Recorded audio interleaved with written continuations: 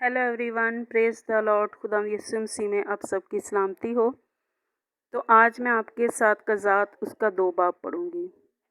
और खुदावंद का फरिश्ता जलजाल से होकर कैम को आया और कहने लगा कि मैं तुमको मिस्र से निकाल कर उस मुल्क में जिसकी बाबत मैंने तुम्हारे बाप दादा से कसम खाई थी ले आया, और मैंने कहा कि हरगिज़ तुमसे अहद शिकनी नहीं करूँगा और तुम उस मुल्क के बाशिंदों के साथ अहद बांधना, बल्कि उनके मज़हबों को ढा देना। पर तुमने मेरी बात नहीं मानी। तुमने क्यों ऐसा किया?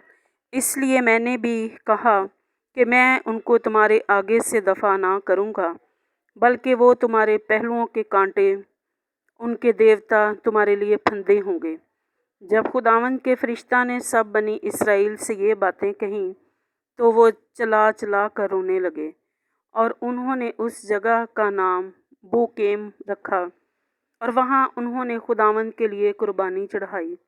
और जिस वक़्त यशवा ने जमायत को रुखसत किया था, तब बनी इसराइल में से हर एक अपनी मीरास को लौट गए थे, ताकि उस मुल्क पर कब्ज़ा करें। और वो लोग खुदावंद की प्रस्तुति यशवा के जीते जी और उन बुज़ुर्गों के जीते जी करते रहे जो यशवा के बाद ज़िंदा रहे, और जिन्होंने खुदावंद के सब बड़े काम जो उसने इसराइल के लिए देखे थे। और नून का बेटा यशवा खुदावंद का बंदा 110 बरस का होकर रहलत कर गया, और उन्होंने उसकी मिरास की हद पर तिम्नत हिरस में इफ़्राइम के कोहस्तानी मुल्क में, जो कोए जस के शमाल की तरफ है, उसको दफन किया। और वो सारी पुश्त भी अपने बाप दादा से जा मिली। और उनके बाद एक और पुश्त पैदा हुई जो ना खुदावंद को और ना उस काम को जो उसने इसराइल के लिए किए जानती थी।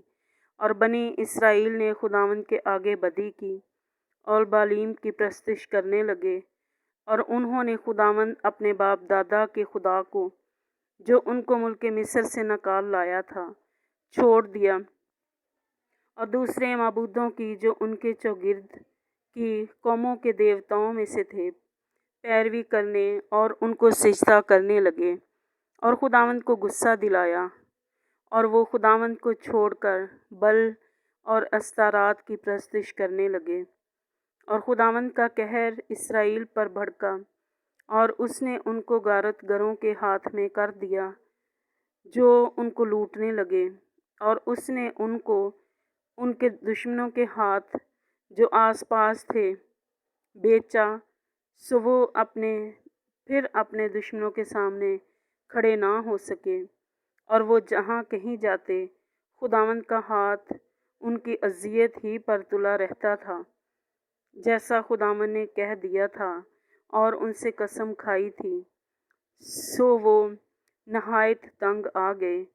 फिर खुदावंद ने उनके लिए उसे काजी बर्पा किया, जिन्होंने उनको उनके गारतगरों के हाथ से छुड़ाया, लेकिन उन्होंने अपने काजियों की भी ना सुनी, बल्कि और माबूदों की पैरवी में ज़ना करते और उनको सिजदा करते थे। और वो उस राह से जिस पर उनके बाप दादा चलते और खुदावंद की फरमाबरदारी करते थे बहुत जल्द फिर गए, और उन्होंने उनके से काम ना किए।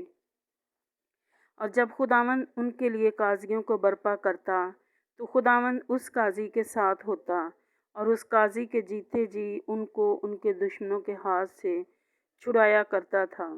इसलिए कि जब वो अपने सताने वालों और दुख देने वालों के बाहिस कुड़ते थे, तो खुदावंद मलूल होता था।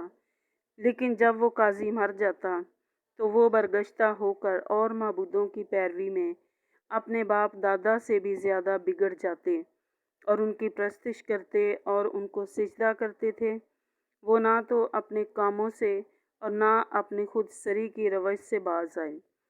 सो खुदावंद का गज़ब इसराइल पर भड़का, और उसने कहा, चूँकि उन लोगों ने मेरे उस अहद का जिसका हुक्म मैंने उनके बाप दादा को दिया था तोड़ डाला और मेरी बात नहीं सुनी, इसलिए मैं भी اب ان قوموں میں سے جن کو یشوع چھوڑ کر مرا ہے کسی کو بھی ان کے آگے سے دفع نہیں کروں گا، تاکہ میں اسرائیل کو انہی کے ذریعہ سے آزماؤں کہ وہ خداوند کی راہ پر چلنے کے لیے اپنے باپ دادا کی طرح قائم رہیں گے یا نہیں۔ سو خداوند نے ان قوموں کو رہنے دیا اور ان کو جلد نہ نکال دیا اور یشوع کے ہاتھ میں بھی ان کو حوالہ نہ کیا۔ پاک کلام کے پڑھے اور سنے جانے پر خداوند کی برکت ہو، آمین۔